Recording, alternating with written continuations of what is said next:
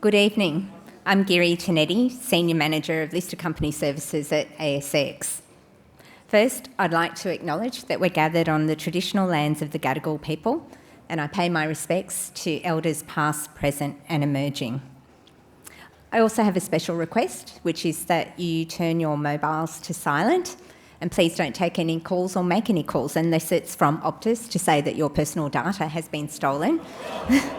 And can be returned to you for a small donation to a bank account based out of the British Virgin Islands or Panama or somewhere like that. I'd like to thank you all for joining us for the 10th anniversary of the Australian Growth Company Awards. Hang on, I think you're on mute. Oh no, I'm on mute. Isn't it nice to be in person and not on Zoom? It's really good to be here for the first time since 2019 in a room with other people. Hallelujah. So, a word about the partners and sponsors. There's quite a few of us. So the awards are supported by ASX, Hamilton Locke, MA Financial Group, Ansarada, Grant Thornton, Source, Willis Towers Watson and 2020 Exchange, with our media partner Merger Market. So there are quite a few people from these organisations in the room tonight, so please come and say hello because we'd love to see you. So, the Growth Company Awards were launched in 2012, as you might have guessed, since the 10th anniversary, and they're focused on celebrating the success of high-growth Australian companies. It was felt that there was a bit of a gap in the market in that area, and these awards are really designed to focus on that. But more than that, the awards aim to recognise companies who are also innovative, have integrity, they contribute to the community and are sustainable. So these companies are pretty much all-round winners, and anyone who made the finalists tonight, well done. So on the theme of sustainability, it's not an award that's just about 1 year's fast growth. It's really demonstrating growth over a number of years. And in the last few years, with the ravaging effects of the pandemic, that's been a hard thing to demonstrate. And I would guess that going forward, in the current economic climate, these people are going to be real winners. So the winners are going to be announced soon, and I'll be asking them to come to the stage and accept their trophy and to be photographed. We won't be asking winners to make a speech. I know we're all glamorous, but it's not the Oscars, and I can promise you nobody's going to get punched tonight. Well, I can't make that promise, but it's a good guess. So you can feel free to make a shout out on social media though, and we'd love you to do that. So we'll be sending some material and marketing collateral to all the finalists later to use after the event. And also there'll be a video team roaming around tonight, and we hope to catch up with you. So if you are going to be on social media, use the hashtag AGCA, and please do be on social because, as we know, if it's not on social, it didn't happen. So the judging panel, there are a lot of entries this year, and we had to double the number of judges on the panel. It took a lot of time, and I have to say thank you so much to all the judges, and the co-judges in the category I was on were very thoughtful and insightful. So, a lot of work went into deciding the finalists tonight. There's a little spiffy little pamphlet on your chairs, and that outlines all the finalists and the judges for tonight. So now I'd like to welcome to the stage the Chair of the Australian Growth Company Awards, Nick Humphrey.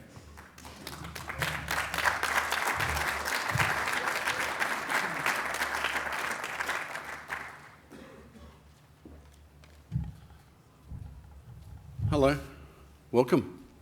It's the 10th anniversary tonight, so I'd just like a bit of a round of applause to celebrate that. That was a hard act to follow, thank you very much. We live in interesting times. The acronym VUCA represents everything we're going through at the moment, so volatility, uncertainty, complexity and ambiguity. So volatile stock market, tick, uncertainty around the economy, tick, complexity around COVID, tick, and then ambiguity around this geopolitical situation. So, as leaders, how are we going to navigate through all of this? So I've come up with a little acronym which is 5 L's to help us through this process. The first one is kind of lighthouse leadership. We need to find a way to cut through all this complexity, a way to make things simple again, a way that we can help the team with a simple, clear message. What's our vision? What's our strategy? And what's our purpose? And I can imagine you're out on a boat and you're in a storm at night and the waves are crashing on the bow and the wind's howling and you're being tossed around like a rag doll. And you know that nearby is a treacherous reef. And then suddenly you just see this lighthouse and it tells you that danger's imminent and you can change course. Second L is listen. Listen more, talk less.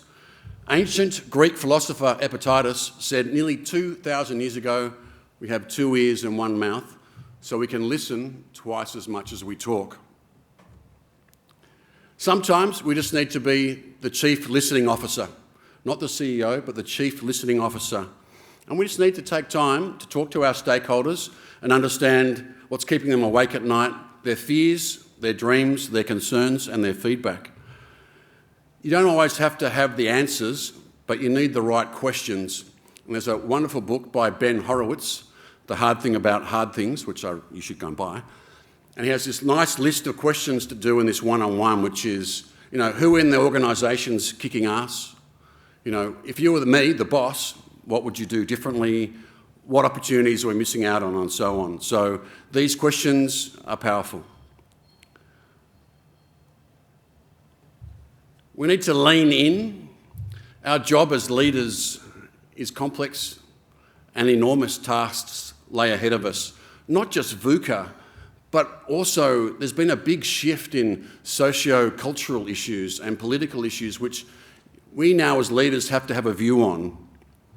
In particular, around the environment and climate change, stakeholders, so staff, investors, and even clients are voting with their money, and they will only work with you, invest in you, or buy from you if you have a sustainable ESG policy. So it would be easy to get stuck in the detail as a leader, to get into the weeds, and it would be easy to go home where it's nice and warm and wear your trackie pants and be in your Ugg boots and have a curry stain on your shirt and eating Tim Tams. Oh, that was me, sorry, in COVID. But what your people need is you to lean in and to lead from the front. So the next thing is learning, building a culture of learning. New problems need new solutions. So the famous investor Warren Buffett attributes much of his success to being a voracious reader, reading something like 500 pages a week. That's a lot. So Thomas Curley did some interesting research and he found that 88% of wealthy people, staggering number, spend at least half an hour a day reading. So next time, rather than binging on Netflix, take some time, a couple of times a week to do some reading. Or on the bus, instead of flicking through Instagram, let's listen to some podcasts. Last but not least is leading with a new toolbox. All the strategies, skills and structures that worked pre-COVID no longer work as effectively now. It's like facing a modern army and using antiquated weapons like a slingshot or a bow and arrow against a tank. So your strategy now needs to be very agile, your structures need to be kind of highly collaborative, and style needs to change. So for many years, most leaders' style was extractive. It was extracting value, squeezing value out of your staff. We now need to have a generative style. Those extractive styles tended to focus on one stakeholder, profit for shareholders. Now, as leaders, we need to service all stakeholders, community, the environment, staff and clients. So I liken this a bit to the revolution in agriculture. It is said that industrial agriculture has degraded the land, ruined hydrology, destroyed soil microbiology, right? Sustainable agriculture is meant to stop that degradation, but regenerative agriculture actually reverses it. So you restore hydrology, you restore soil health. So we as leaders need to be regenerative. How can we help our teams to grow professionally and personally and how can they have the best possible people experience, particularly around mental health in the current environment. So these were the 5 Ls. Hopefully it helps you a little bit. Congratulations to all the finalists and good luck tonight. Thank you.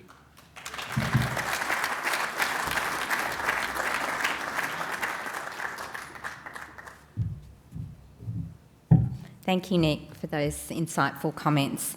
I must admit, at the very start, I thought you were doing the weather forecast for the rest of summer, but your notes on leadership were very much appreciated and hopefully will help all of those who are in that position to lead. So tonight's keynote speaker is Alastair Hartley, Chief Strategy and Transformation Officer at Virgin Australia. Before joining Virgin Australia, Alastair was based in the UK, working as the Director of Strategy for International Airlines Group. Alastair has nearly 2 decades of experience in strategy in the aviation sector, including 4 years as Head of Operations, Strategy and Crew Logistics at Virgin Atlantic Airways UK, and also 5 years with Jetstar Airways, including as Head of Strategy and Executive Manager, Network Planning and Strategy. So I'd like to welcome to the stage Alastair Hartley.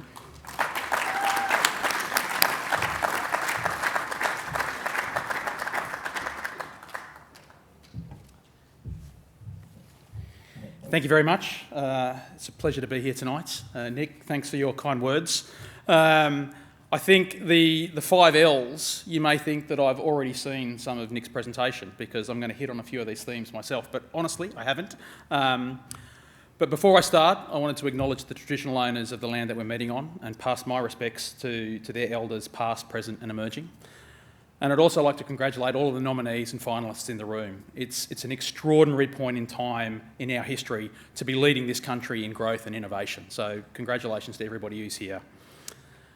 Now, while we're here tonight, and we're all here as high growth companies, I'm sure that some of you will share with me the observation and the realisation that the past couple of years have been pretty complex, pretty volatile. I love the term VUCA. And we've been overwhelmed in some situations by the context of the changing market, the uncertainty that's out there, and the macro conditions that are changing that we have no control over. And that's led a lot of us to question, what do we do next? And it's in that light that I wanted to speak to you tonight and potentially share some of our journey as Virgin Australia and some of my personal journey as the Chief Strategy and Transformation Officer for Virgin Australia. To kick things off, I'll give a little bit more about myself. As I got introduced, I've had about 20 years of experience in strategy working in aviation, and I've worked all around the world, many different airlines, many different countries, and at times I feel like I've got aviation gas flowing through my veins. It's the business that I live and love, and it's really hard to think about anything else other than aviation. I came here when I first got the call to potentially come and join Virgin Australia and the exciting opportunity to be part of its relaunch into the market.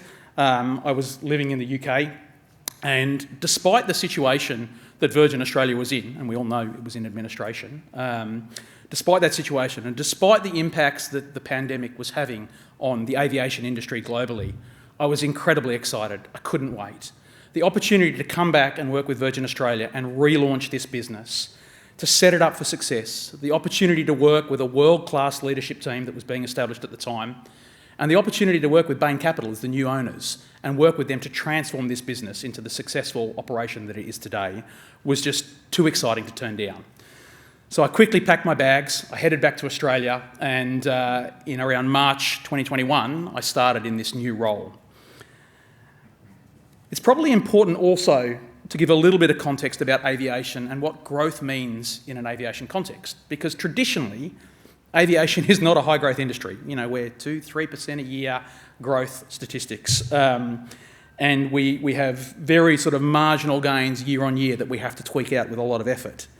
But the last couple of years have been very different because of the pandemic and because of the lows that we were at and the highs that we've come into.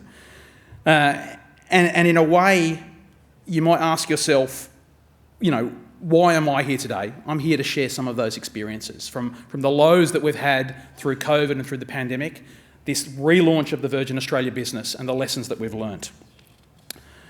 I'm sure that a lot of you are aware that it was actually a year ago this week that Sydney came out of lockdown. And it's amazing how our whole context changes. Most of us think that was years ago, back when we were all locked down. We spent 107 days in Sydney locked down, and that finished on the 11th of October last year, so pretty much a year ago to this week. And if you think about where we've come from those depths of the pandemic period, the lows of that period, in those times Virgin Australia had reduced their services to 6 flights a week between Melbourne and Sydney. 6 flights a week. I'm incredibly excited to say that we're now back, and we're back at the pre-COVID levels. We're back flying almost 30 services a day between these two cities. But that amount of change in that space of time is phenomenal. And if that's not only Virgin Australia, that's the whole aviation industry. And if you reflect on that, you could argue that the last 12 months have been the period of biggest growth in global aviation history, full stop. So, what I wanted to do tonight is talk to you a little bit more about these lessons. As we've come out of administration, as we've started a new business, as we've gone through the depths of COVID and the lows of the pandemic and come back to levels now where we were pre-COVID, I wanted to share some of these experiences with you and hopefully pass on some learnings. I also think it's really important to pick up on the point on VUCA, and it's a great acronym, volatility, uncertainty, complexity and ambiguity. And this is what we have been living for the last 2 years. And it's had a significant impact on the way that we've thought about transforming our business and coming out of administration and coming out of the pandemic. It's no secret that in 2020, the company went into administration. And many people say, yep, COVID, get it. COVID wasn't the reason we really ended up there. It was the tipping point, but it wasn't the reason. It's the past decade where we lost $2 billion in earnings over that period that put us in a position that led to the pandemic tipping us over. But in November 2020, Virgin Australia emerged out of administration and we were effectively a new business. To all of us that were there, it felt like we were a startup, except we had about 5,000 employees and almost 60 aircraft. But we were starting everything again from scratch because it had been completely shut down. So all of those things had to restart, we had to relearn, we had to re-engage and start up again. Over the next 12 months, we had to deal with over 1,000 changes in border restrictions and border settings. Every day we were getting new information. This border's closed, that border's closed, these are the new restrictions about who can travel. And that significantly impacted not only who could fly, but where we could fly. In the same period, we were dealing with a fundamental change in our customers' behaviours. We were dealing with changes about where people live. People had moved. Lots of people had moved to Queensland. There was a change in where people wanted to fly to, and there was a change in the speed with which the different parts of the market were returning. The business segment, the corporate segment, the leisure segment, and the visiting friends and relatives during this time where people were sick and needing to spend time with family. Unfortunately, through all of this time, particularly in aviation, our crystal balls were broken. We didn't know what was going to happen next week, let alone tomorrow. And with the nature of the changes that we were seeing in those border settings, it made it incredibly complex and incredibly volatile to managing. All of those gut instincts, all of those honed responses that you have, do this when that happens, were no longer valid. So, I'm picking up on some of the points that Nick mentioned. Through all of this volatility, through all of this uncertainty though, the leadership team at Virgin Australia was crystal clear that we needed to reset the fundamentals of our business. We needed to reset them so that we were in a position to compete and succeed when demand returned. And we were sure it was going to come back. We just didn't know how long and what we needed to go through before it did. As a business, we absolutely prioritised our time through those lows of the pandemic. We prioritised our time to completely transform the business. We completely reset the cost base. We introduced a completely new commercial model that sits behind the business today. And if I look back over the past 18 to 24 months, I'm incredibly proud of the amount of progress that we've made. If we think about the investments that we've made during that time in aircraft, in our technology platforms, in our people, the amount of progress we've made is truly astounding. So if I start with our people, we had our workforce when we emerged from administration of around 5,000 people. We're now over 7,000. So in that short space of time, we've added over 2,000 employees to our business. We've grown our aircraft fleet by over 60% during this time. And in 2023, we're going to have over 95 aircraft flying around with Virgin Australia. We've also added a number of world-class partners to our network. So we are now only flying domestically and short-haul internationally, but we've added fantastic partners like United Airlines and Qatar Airways to provide choice to all of our domestic guests. When they want to travel overseas, we've introduced these fantastic partners where you can earn and burn your miles, your Velocity points, and you can still experience those travel opportunities. As I mentioned, we've relaunched our short-haul international services. We're now flying to Fiji, to Bali. We're about to start flying again to New Zealand, and we've got Vanuatu and Samoa coming early next year. And perhaps most importantly in this period, we've also recommitted as a business that we're going to be zero net emissions by 2050. And that's incredibly important in the current environment. Now, while that's an enormous amount of transformation that we've done, we're by no means finished. And we've still got a lot to do.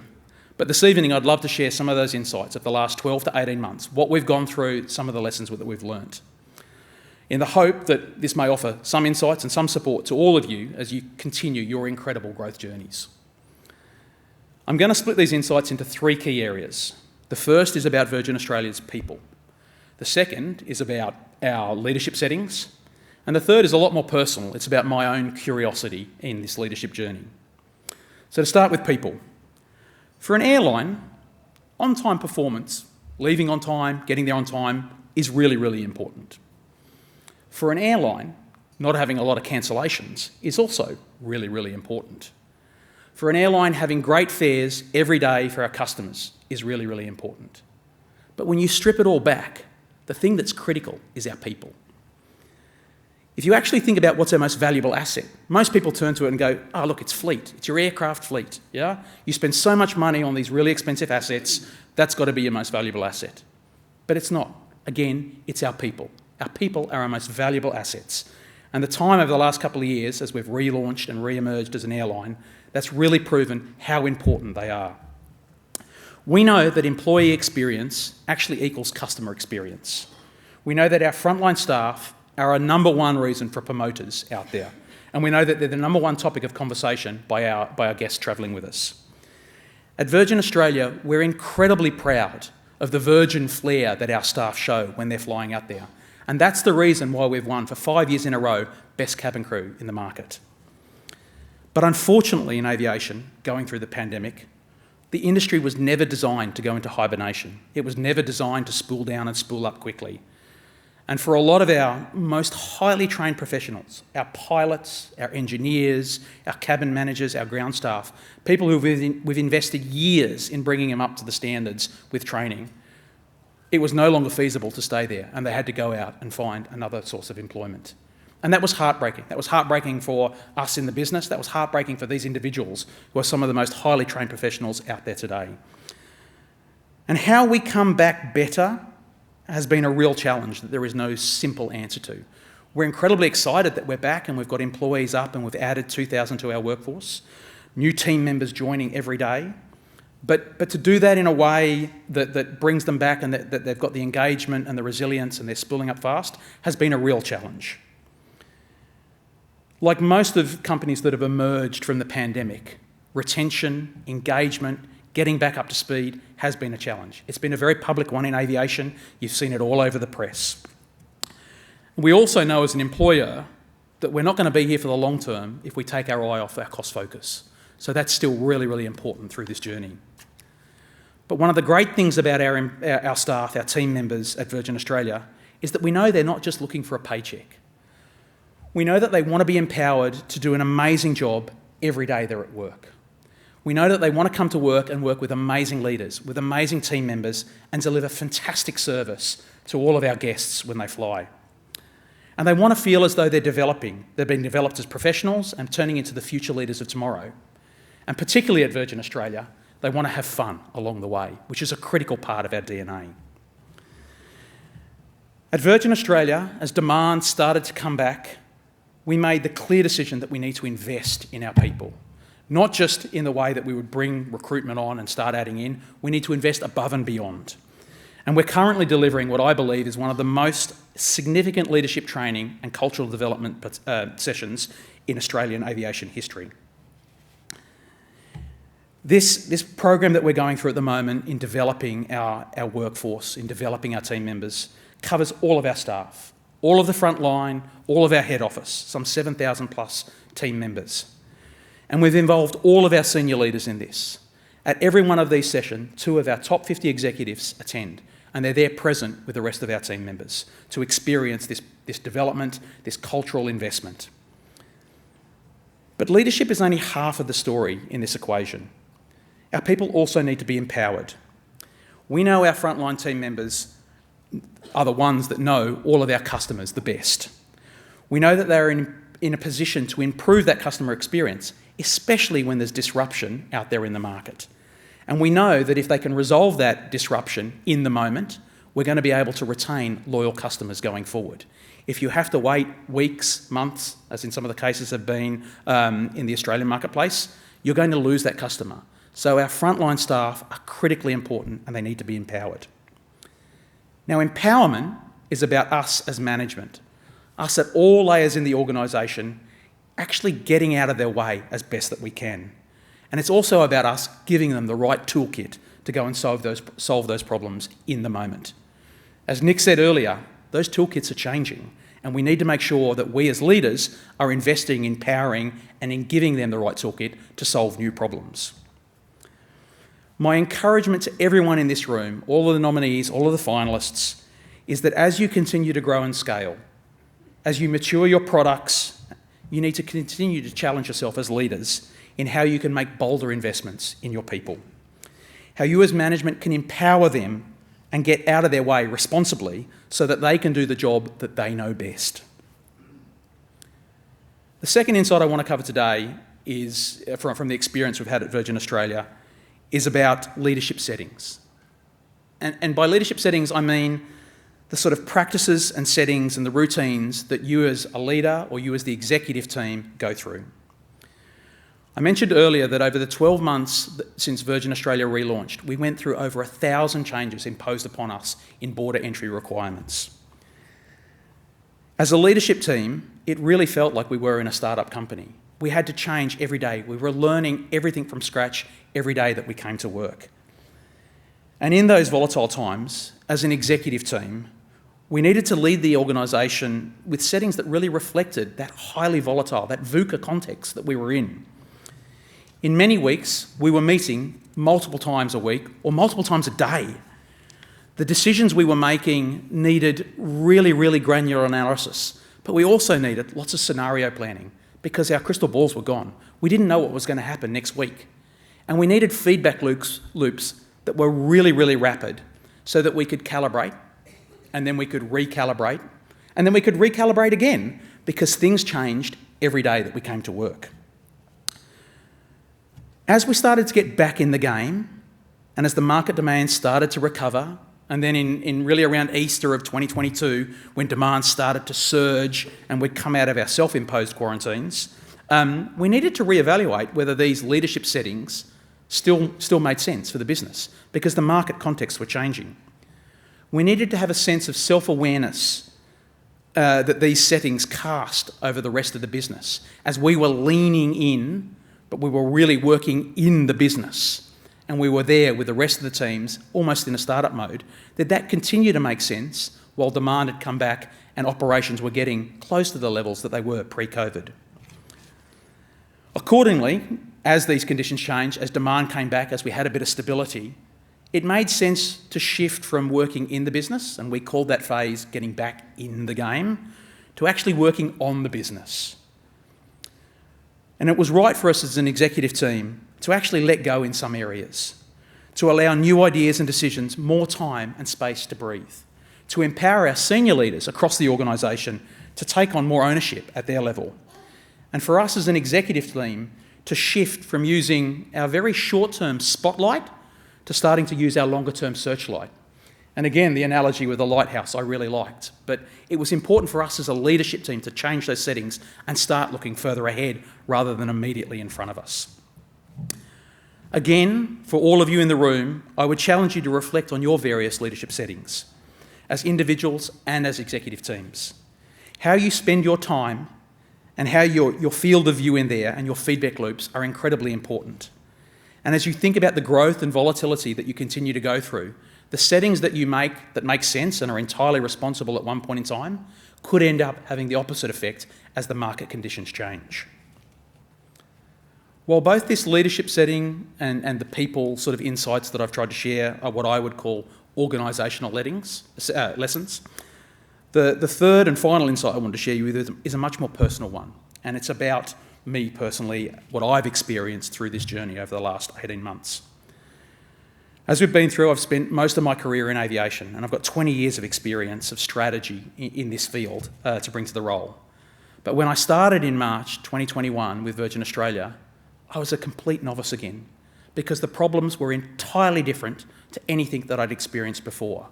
All of those lessons, all of those experience in low-cost airlines, in full-service airlines, in different parts of the world, hadn't really prepared me for the challenges that I faced in that time and moment. And I needed to be incredibly careful that I didn't just rely on those gut instincts and those learnt responses. I needed to change my approach and actually lead with questions, with curiosity, and also with humility. To make this make a bit more sense to you, I think it's important to understand that in aviation, we traditionally plan years in advance. In my particular area, I look after an aircraft fleet plan, and we plan that 10 years out. In terms of the capacity that we want to put into the market, we plan that 3 years ahead. And we've got a selling schedule that's out there that's a rolling 12 months in advance of the day that we're at. Quite often between the summer and the winter schedules, we've got very subtle variations. But during COVID, the planning that we had to do was changing on a daily basis. Planning was no longer planning. We were subject to border changes at every moment. And our frontline crews also trying to do the right things for their family, for their friends, and for their cabin crew members, sometimes were unable to turn up to work because there was an illness with themselves or with a family member at home. And during that time of the pandemic, these issues, this volatility of when staff were going to turn up and not be able to turn up, created incredible uncertainty around what we could do in the operations. I needed to completely let go of all those learnt behaviours and lead with this curiosity. It actually ended up being an incredible development opportunity for me, personally, and I had to reset my ego, formed over 20 years. I had to reset that ego from being the person who had the solutions to all the problems, and I had to reset that to being the person who was going to ask the valuable questions and lead with curiosity. There is sometimes a risk when we talk about leadership that curiosity can be overused. It's an overused word sometimes. So I would like to try and describe it a little bit more concretely as problem-solving integrity. We need to be mindful as leaders that we honour the approach to the problem and not just our experience leading into the problem.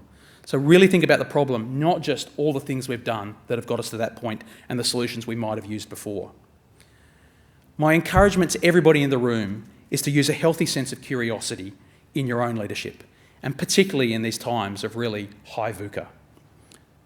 In closing, Virgin Australia's relaunch story to date has been one of really significant growth, and that's been through a time of intense volatility and uncertainty.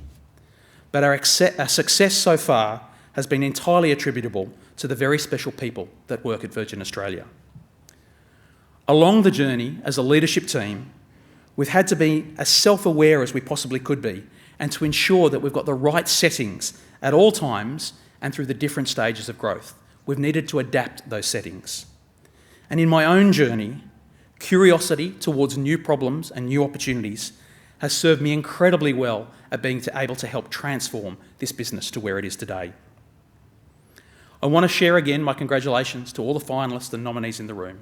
It's been a real rare pleasure for me to be able to come and talk to you and share some of these experiences about what Virgin Australia has gone through and the growth period, almost the start-up period for our airline that we've experienced. So thank you very much and enjoy the rest of your evening.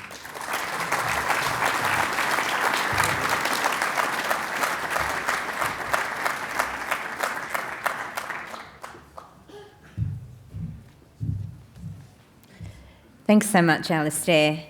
We can only hope that all of us get the opportunity to work in a company where the management seek to empower, engage their staff and make sure they also have fun while they inculcate them in the culture.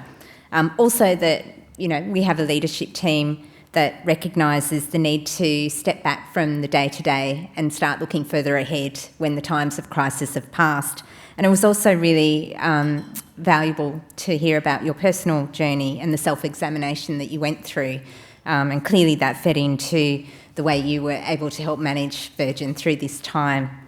So thank you for that. It was very insightful. So now to the Australian Growth Award company winners for 2022. So the finalists will be announced in alphabetical order. The first award of the evening will be handed out by my colleague, Sasha Canoplia, Business Development Manager at Listings at ASX, and he will present the Company to Watch of the Year award.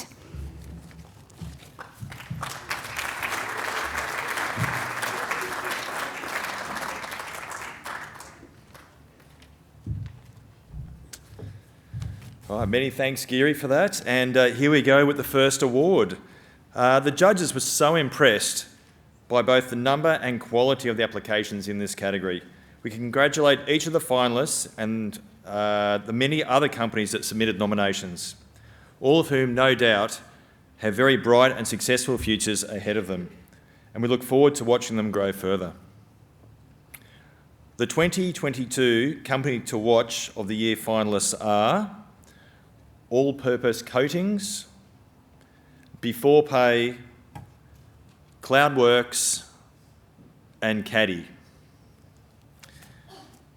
The 2022 Company to Watch of the Year award goes to Cloudworks. Congratulations. I'd like to invite Roger Burgess, Chairman of Cloudworks, to the stage to accept the award.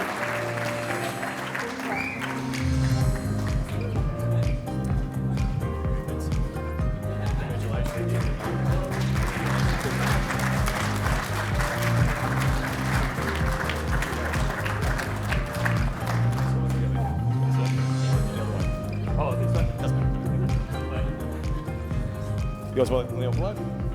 There you go. Nice one.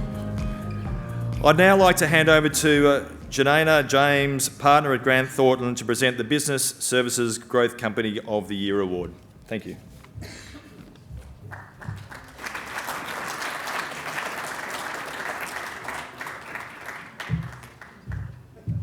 Thank you, Sasha. Our finalists in the Business Services Growth Company of the Year award category have all excelled in their respective industries and represent the best of each industry has to offer. Beyond achieving positive revenue growth, each finalist also possesses a wealth of specialised knowledge and experience, a dedication to providing exceptional service, and a drive to exceed all expectations. I'm pleased to present this award and introduce the following finalists. The 2022 Business Services Growth Company of the Year award finalists are Drive Yellow, IPD Group, and Silk Logistics Holdings Limited. The 2022 Business Services Growth Company of the Year award goes to Silk Logistics Holdings Limited.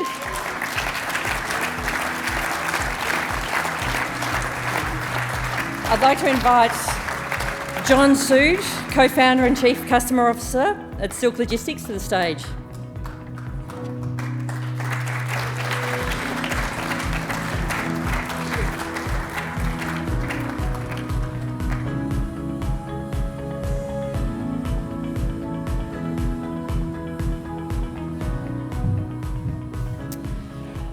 Congratulations. I would now like to introduce Amelia Hill, Managing Director of MA Financial Group, to the stage to present the Technology Growth Company of the Year award.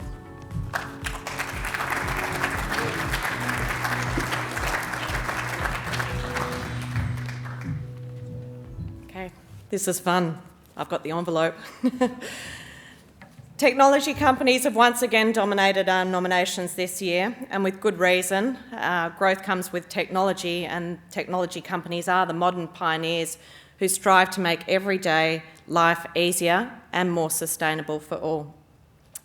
This award is meant to recognise the high growth of Australian companies in this sector and support their continued efforts to challenge traditional methods and rethink the status quo.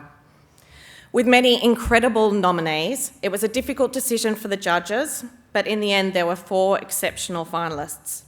These finalists are Cluey Learning, Patform, PayApps and Prezi. The 2022 Technology Growth Company of the Year award goes to Cluey Learning. Congratulations. I'd like to invite the joint CEOs at Cluey Learning to the stage to accept the award.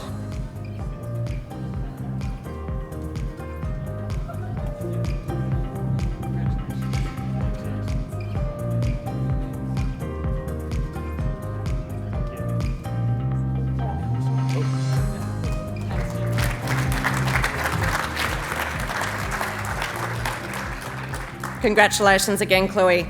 I would now like to hand over to Gavin Batchelor, Senior Corporate Lawyer at Sorth, with the new branding, to the stage to present the Health and Life Sciences Growth Company of the Year award. Thanks, Gavin.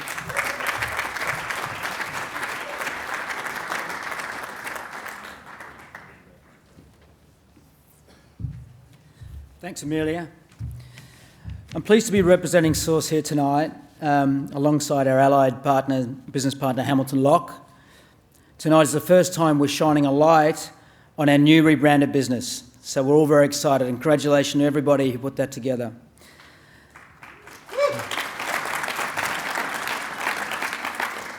The health and life sciences industry represents one of the fundamental sectors of society, particularly as the global life expectancy continues to increase worldwide. In Australia, the importance of the health and life sciences industry was recognised with the Australian government committing to $537 billion in funding over the next 4 years. I'm proud to announce the finalists and present this award tonight. The 2022 Health and Life Science Growth Company of the Year Award finalists are Cronus, Australia,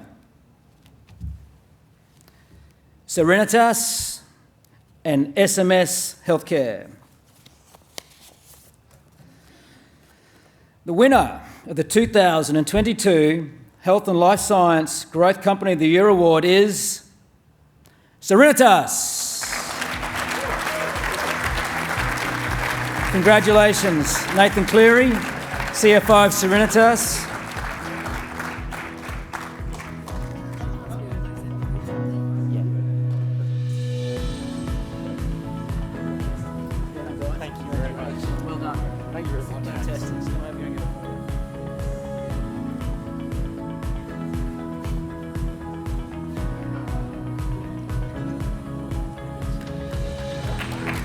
Congratulations, Serenitas.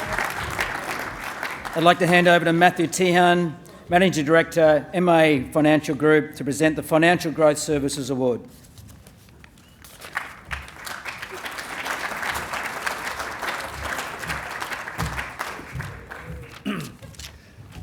Good evening. The financial services industry continues to thrive in Australia, showing year-on-year impressive growth. The Financial Services Growth Company Award recognises outstanding representatives in this field who embody growth, a wealth of knowledge and exceptional customer service.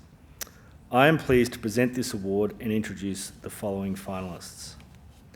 The 2022 Financial Services Growth Company of the Year award finalists are Future Super, Honan Insurance Group, Judo Bank, and My Plan Manager. The 2022 Financial Services Growth Company of the Year award goes to Future Super. Congratulations. I'd like to invite Sharon Davis Executive Director of Future Super, to the stage to accept the award.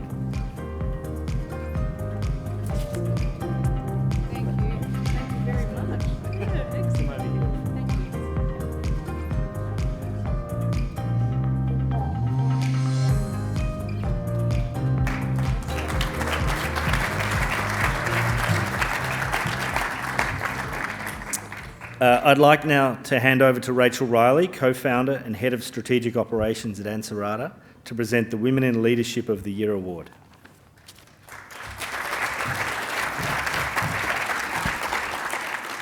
Thank you, Matthew. I'm so stoked to present this award tonight. It's something that's close to my heart. I'm obviously biased, but women are bloody amazing.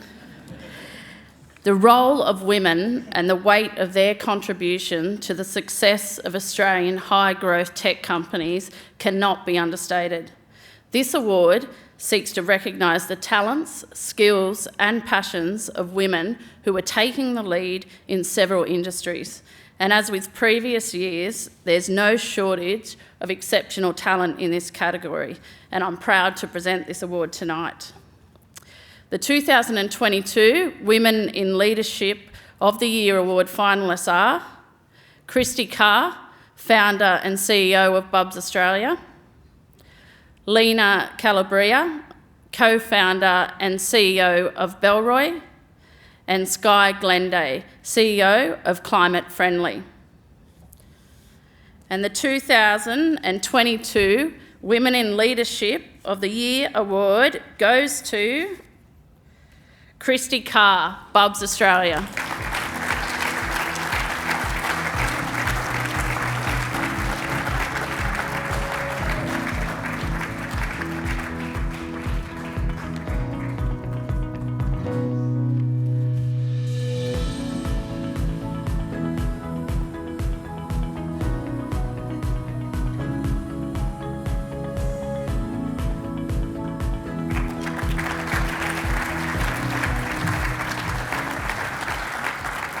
Congratulations, Kristy.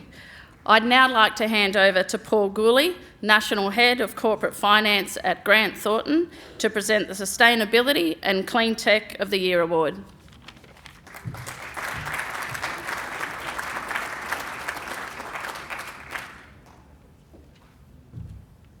Thank you, Rachel. Welcome, everyone. It's great to see everyone here.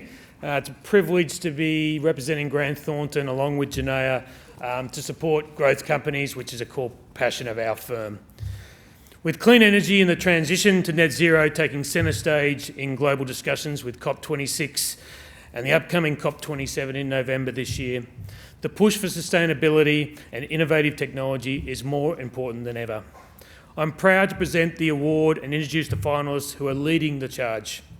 The 2022 Sustainability and Clean Tech of the Award finalists are Climate Friendly, Genex Limited, Genex Power Limited, and LGI. The 2022 Sustainability and Clean Tech of the Year Award goes to Climate Friendly. Congratulations. I'd like to invite Freddie Sharp, Director at Climate Friendly, to the stage and accept the award.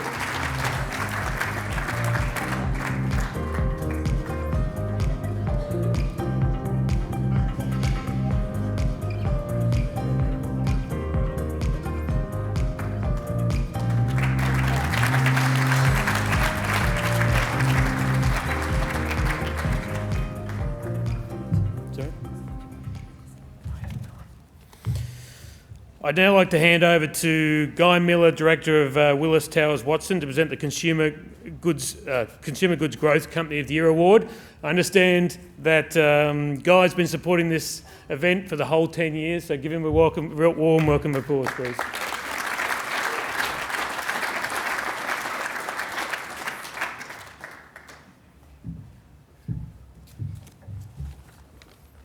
Thank you very much, Paul. Thanks for ageing me. The Consumer Goods Growth Company of the Year Award attracts a number of nominees from a diverse range of industries. This year, we had the pleasure of receiving many high calibre nominations, And tonight I'm delighted to announce the winner of this award and introduce our impressive list of finalists. The 2022 Consumer Goods Growth Company of the Year Award finalists are Alchemy Group, Bubs Australia, and Frosty Boy.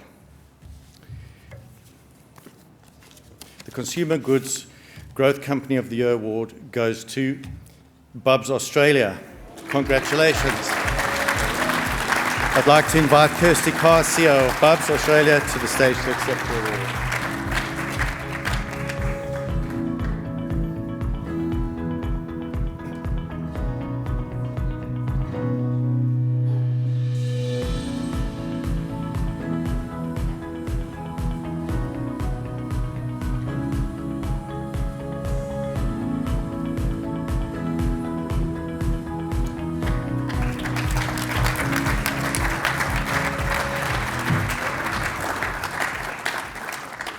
I'd now like to invite Nick Edwards, partner at Hamilton Locke, to present the Turnaround Deal of the Year.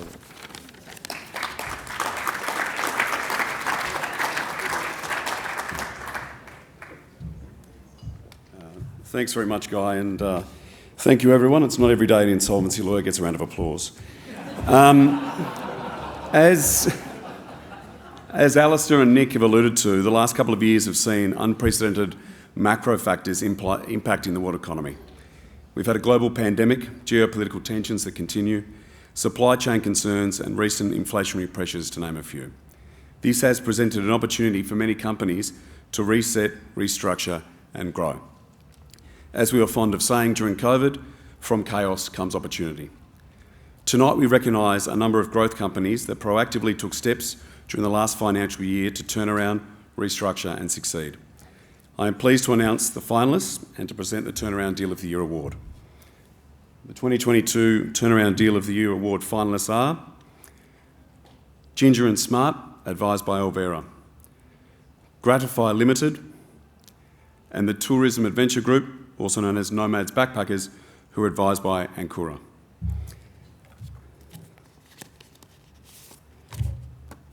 And the winner of the 2022 Turnaround Deal of the Year Award goes to Tourism Adventure Group, advised by Ancora.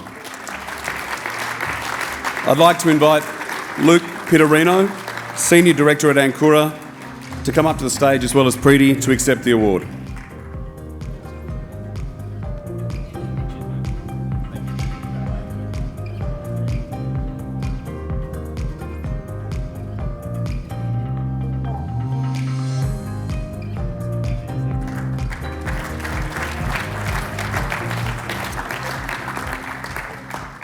I'd now like to invite Saurabh Pandey, Chief Product Officer at Ansarada, to present the IPO of the Year Award.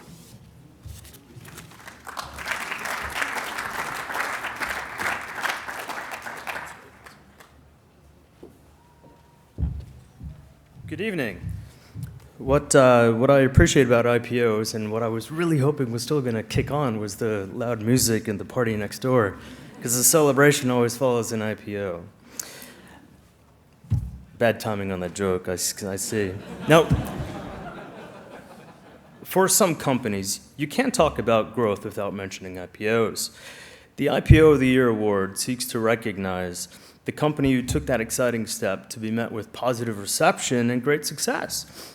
I'm delighted to announce our finalists and winner in this category. The 2022 IPO of the Year Award finalists are Atura, Close the Loop Limited, and IPD Group. The 2022 IPO of the Year Award goes to Close the Loop Limited. Congratulations. I'd like to invite Jamie Campbell, Associate Partner at Aitken Mount Capital Partners, to the stage to accept the award on behalf of Close the Loop.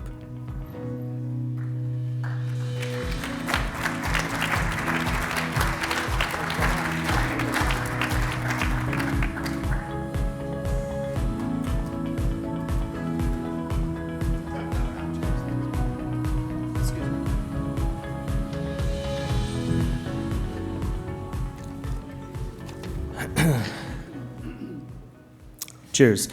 I'd now like to invite Gordon McCann, partner at Hamilton Locke, to the stage to present our final award and crown this year's Australian Growth Company of the Year.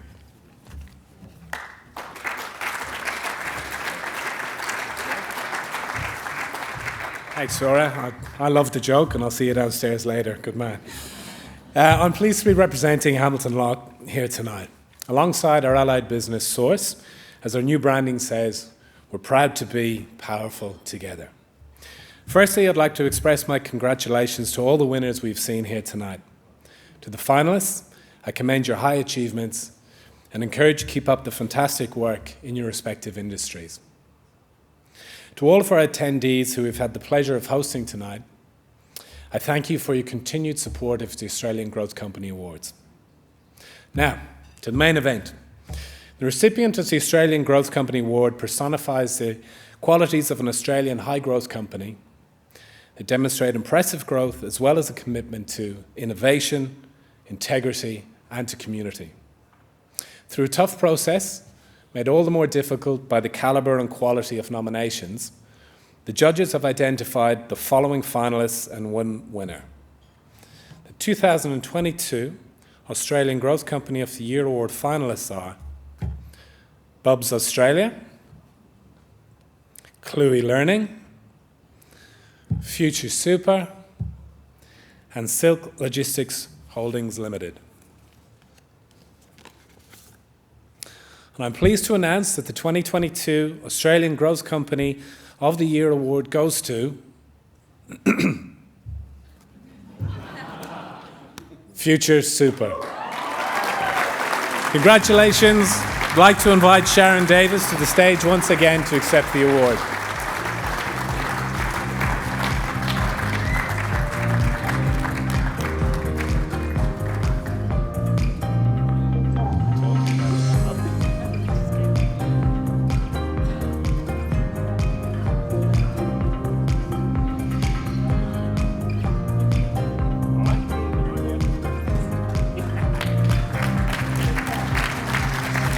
Gary, back to yourself.